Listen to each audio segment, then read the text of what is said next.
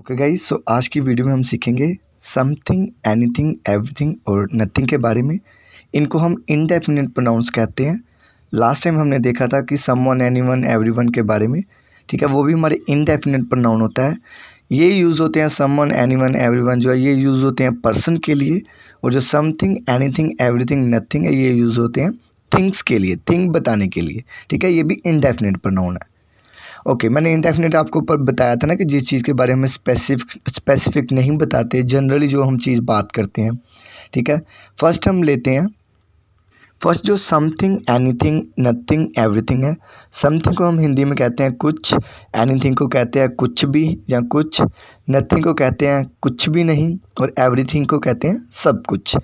ये सभी जो सिंगुलर वर्ब के साथ यूज़ होते हैं, जैसे something is, anything is, nothing is, everything is.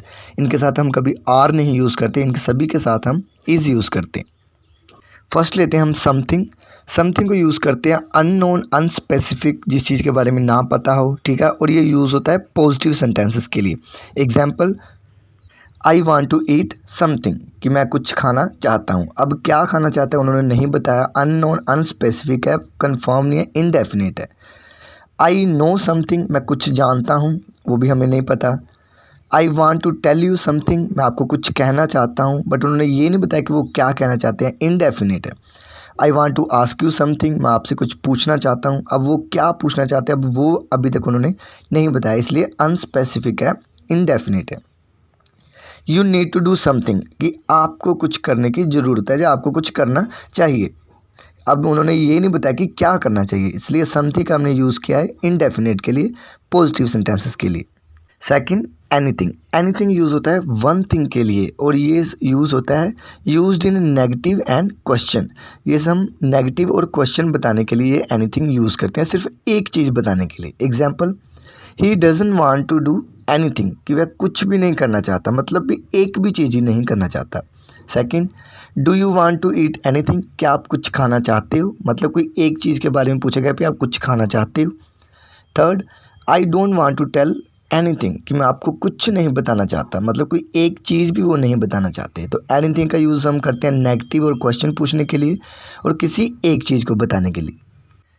Next है हमारा nothing.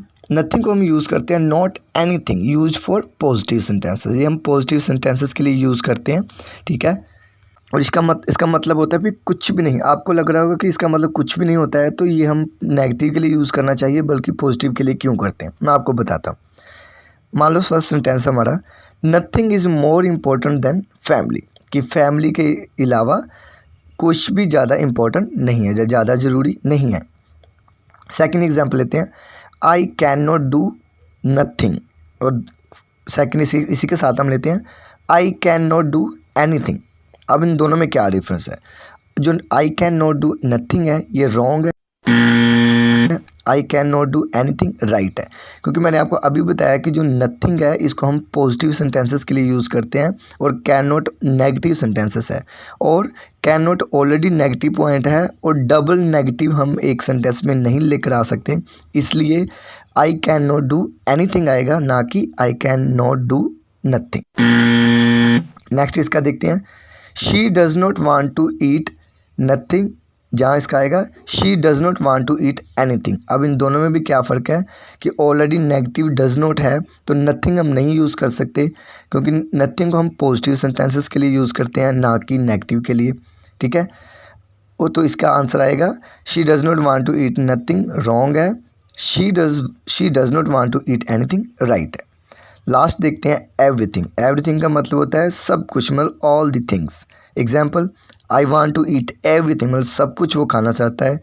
I want to tell everything, कि वो सब कुछ बताना चाहता है। He wants to know everything, कि वह सब कुछ जानना चाहता है, कि सभी चीज़ें, ऑल दी थिंग्स, ठीक है। होप आपको समझ आया होगा। अब आपने मुझे फिल करनी है, ये ब्लैंक्स फिल करके मुझे आंसर बताना है कमेंट बॉक्स में। Do you know dash about him, she wants to ask dash, I cannot tell dash, dash is possible to buy without money. Thank you.